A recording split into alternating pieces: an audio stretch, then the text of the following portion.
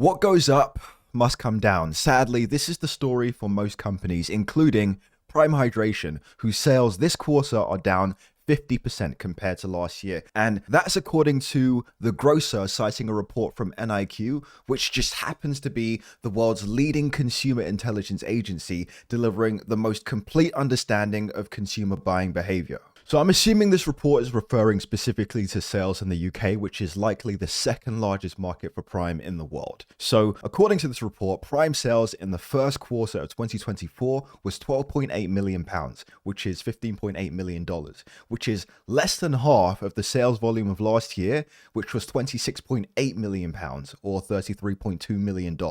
So I'm sure a lot of you are aware of the Prime brand. Many of you have seen the Prime bottle, but a lot of you probably don't know the story behind the Prime hydration company and their primary product, the Prime drink. So essentially, Prime was started by two high school and college friends in the USA, and this was in collaboration with two massive YouTubers, Logan Paul and KSI, and they have huge loyal followings. But to call them YouTubers is an understatement. They also wrestle, boxing, podcasting, a whole bunch of other things as well. They essentially developed this product and they marketed it directly to their loyal fans and followers. So the closest comparative product to Prime, or its biggest competitor in the USA, would be Gatorade or Powerade, and in the UK it would be Lucozade Sport. So in late 2022 and in early 2023, that's when Prime kind of finally hit the shelves in stores. So it was being marketed heavily on the social media of KSI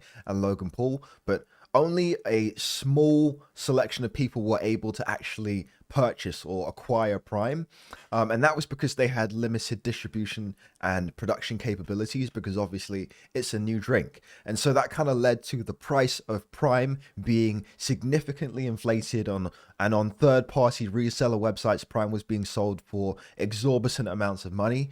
And that kind of just remained a precedent for the drink, because it's a water-based sports drink, right? Just bear that in mind. But it's being sold for £2 a bottle here in the UK. And in comparison to other drinks like Lucozade or even Red Bull, for example, it's more expensive, which is quite interesting. So evidently Prime sales are declining and the popularity of the product seems to be dropping off, and it appears that the UK's largest retailer, Tesco, has essentially dropped Prime, which led to images circling the internet of Prime being marked as reduced to clear and being sold for 31p, which is 38 cents, over the Easter weekend. And this image originated from a Facebook group with 2.4 million members called Extreme Couponing and Bargains UK. So it's a grocery cart full of Prime bottles, probably the last remaining Prime bottles in the store, and they're being marked reduced to clear. They're just trying to get rid of them, and I feel like that's going to be it, and you probably won't be able to buy Prime in Tesco anymore. So the most intriguing thing in all of this is, despite the declining sales, despite the drop in popularity, at least here in the UK, it appears that Logan Paul and KSI are going even harder. They're investing even more effort into promoting and marketing the Prime drink and the Prime brand. And I guess the question is, are they just trying to squeeze the last few drops out of the bottle, or do they genuinely believe that this product and this company has a real future that's worth investing in? All right, so let's talk about what the original goal of the company was supposed to be. At least from my perspective, I see this being pretty much the vitamin water model. So if you're not aware of what vitamin water is as a drink, or how the company started and the whole process of that, let me explain this to you quickly. So essentially, there's a new company called, I think, Glaciu, and they developed a product called vitamin water, and it was a great product. Actually, it was tasty, it was water based, it was just cool, and it was popular. People bought it. It was a decent product that was different than anything that existed in the market, and they made a really smart PR move where they essentially got 50 Cent to endorse the company, and they gave him a piece of the company. And so 50 Cent is promoting vitamin water and it's popular and whatever, and he owns a share of the company. And they essentially sold the entire company to Coca-Cola, who then kind of took over and continued to grow the company and continued to market the company and whatnot. And 50 Cent, he walked away with hundreds of millions of dollars because he owned a significant portion of the company. And when I look at Prime, I see it being somewhat of a similar situation to where you have two massive influencers with huge followings who have the ability to develop a product specifically curated to their audience, and their audience is going to buy it and it's going to drive sales and it's going to drive revenue, and they can essentially create a popular product and market it in a way that, you know, standard companies don't have the ability to do so, and they can get it into stores, they can get it into shelves, they can generate real revenue, they can make a product, a company out of nothing and have it rival or disrupt or compete with companies that have been around for decades, products that have been around for decades. And essentially that was what they were able to do with Prime. And so the idea should be, or the idea could be, that ultimately they would be able to get this product to a certain point of which they'll be able to sell it to a larger company who would then take it over, and KSI and Logan Paul would make a significant amount of money from the portion of the company that they originally owned before they sold it to a larger company. And that's basically the acquisition model. And you need to understand that there are so many entrepreneurs, so many corporations that create so many products, so many brands with this goal in mind: acquisition. If you really think about it, Prime on a shelf with Gatorade might for a certain period of time be able to compete with them, but the cost to PepsiCo to create a bottle of Gatorade is significantly less than the cost of Prime Hydration to create a bottle of Prime. So even though these products are competing with each other on the shelf, PepsiCo just needs to sit back and say, we can just wait this out. In the long run, Prime will eventually become less popular and people will buy less, and the cost of them producing this product will continue to ramp up, and we're fine. We're in shelves. We've been selling this product for decades. People are buying it since they were kids. If you really think about it, I remember when I was a kid, when I was in primary school or high school, we took a school trip to a Coca-Cola factory. These places are massive. They cost hundreds of millions of dollars to build and many, many more just to maintain. They have entrenched operations to produce these products. So it is admirable for Prime to be able to compete with a product like Gatorade, but ultimately the idea is that Gatorade is supposed to be able to look at Prime and say, hey, well, this is a pretty great product. We'll take it on. We'll create it in our factories for a significantly lower cost price. And that's ultimately something that they have the ability to take over and to market and to operate. And it's a great opportunity for Logan Paul and KSI and their partners to be able to exit that company with a significant amount of money, and that would be considered successful. I think the fact of the matter is that if they were able to have sold the company by now, they would have. But generally, when you seek an acquisition of a company that you've started, you want to do that on a high. You want to do that when the company is doing the most well that it's been doing, and in expectation that the company will continue to progress in a further direction where it will generate more revenue and continue to grow.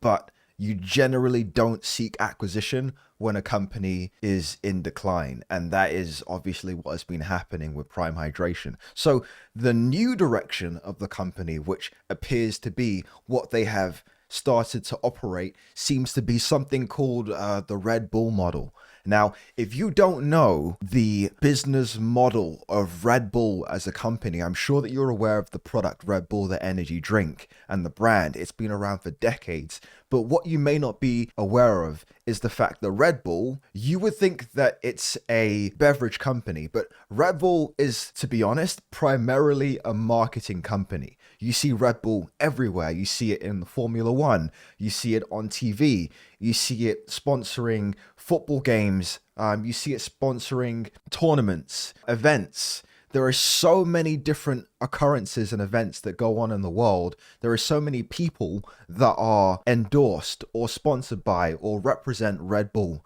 Red Bull is somewhat of an institution in the world that we live in, and the secondary goal of the company is essentially to sell a beverage.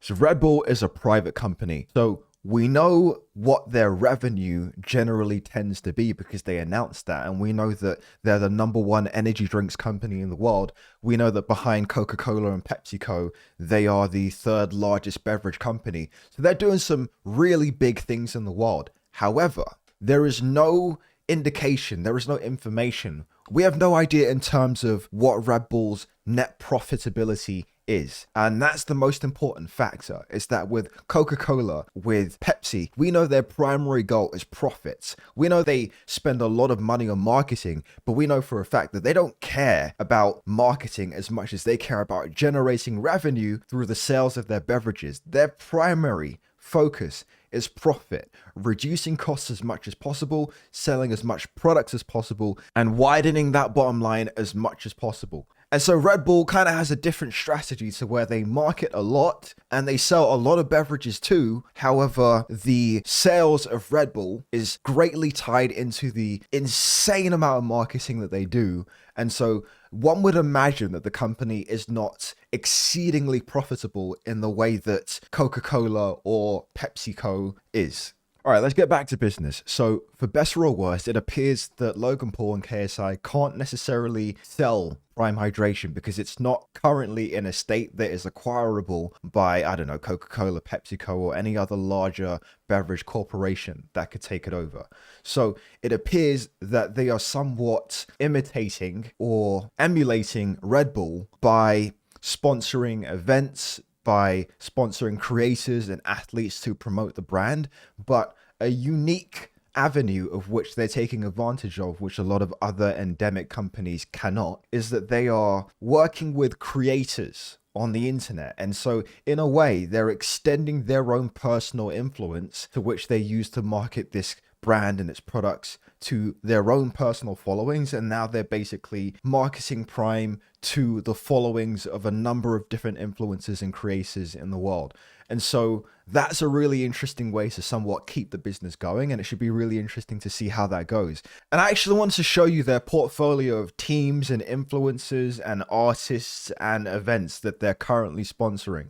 So let's take a look at this. So these are the Prime creators. You got Ibai in Spain. This is arguably one of the biggest content creators in Spain. It's a huge avenue for promotion of the Prime drink. You got Speed in the USA, is another really big creator in the USA. And then under artists, you got Central C in the UK. He's a really big rapper. And then this is actually really cool, is that Prime is the hydration drink sponsor of a number of sports teams. That you got Arsenal, Bayern Munich, the Lakers, Barcelona, the Toronto Raptors, and then Prime is all over the UFC. They're in WWE. Now, I love the UFC, and I see Prime all over it. So you got Patrick Mahomes, the NFL Super Bowl winner most recently, Erling Haaland, Cody Rhodes, the new WWE World Champion. So they got a lot of big players that are promoting Prime, that are endorsing Prime, essentially. Israel Adesanya, Alexander Volkanovski, these are massive people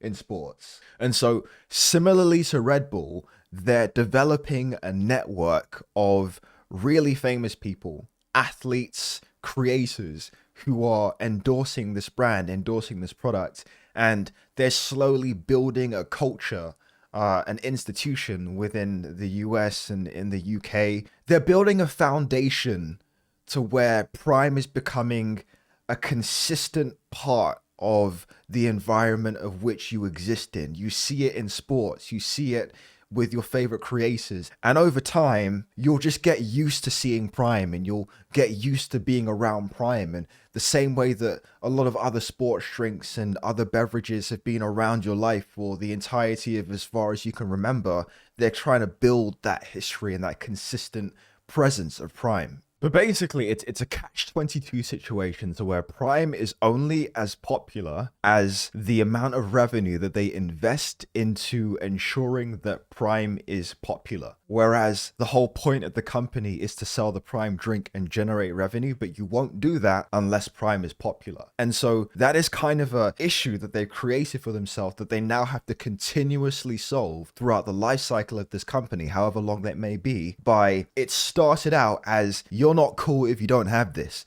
So therefore, they have to keep on continuously making the product cool to continue selling the product. Whereas a can of Coke, you don't drink a can of Coke, or you don't drink Gatorade because it makes you feel cool. You don't drink Gatorade because it's cool. You drink Gatorade because you drink Gatorade. It has nothing to do with how it makes you feel. It has nothing to do with the fact that you might see it on TV, or it has nothing to do with the fact that you might see it in the NFL. And so to be able to create that separation between the product and the idea of a product, that would be the ideal situation, but that is not what Prime is. Prime is a promotional product that will need to be promoted in order for it to be successful, in order for them to continue generating revenue. And so they have to tweak their strategy between being able to generate profit at some point, or to be able to not have to spend so much money on marketing to where they no longer have the ability to also make the company profitable. So we'll see how that goes. And who knows, maybe at some point along the line, there could be the potential for a Prime IPO. And you'll see the signs of that happening if at any point in the future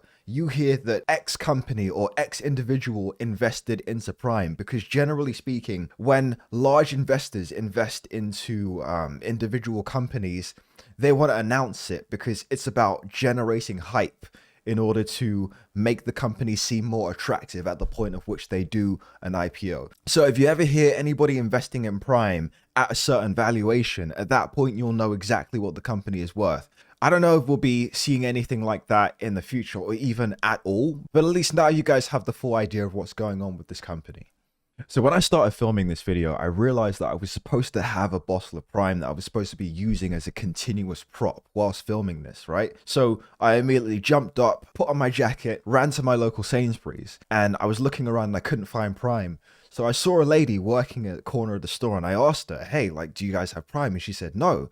I was like, have you guys had Prime before? Like, is it just out of stock? She said, no, like they haven't been sending it to us for a while. Like we just don't really have it anymore. And so one thing that kind of just pops into mind for me is that Prime just really came across as a fad product. And I'm the kind of person, not to rag on Prime or anything like that, because if you're doing business, I'm always going to support people that are making entrepreneurial ventures. And I think that Logan Paul and KSI, they're cool people, but Prime just really reeks of being a fad. It's just a fad product. It seemed like that anyway. And for me, whenever I come across anything that even resembles a fad, it makes me not want to do that thing or to buy that thing unless I was already doing it before it became popular or cool to do. So that's just what Prime represented for me. Everybody was like, oh, you know, like, yeah, if you don't have it, you're cool. It made me not want to try it. So till this day, I have not been able to try Prime, and I can't even buy it in the store now. It's not available in Sainsbury's. I can't see it on their website.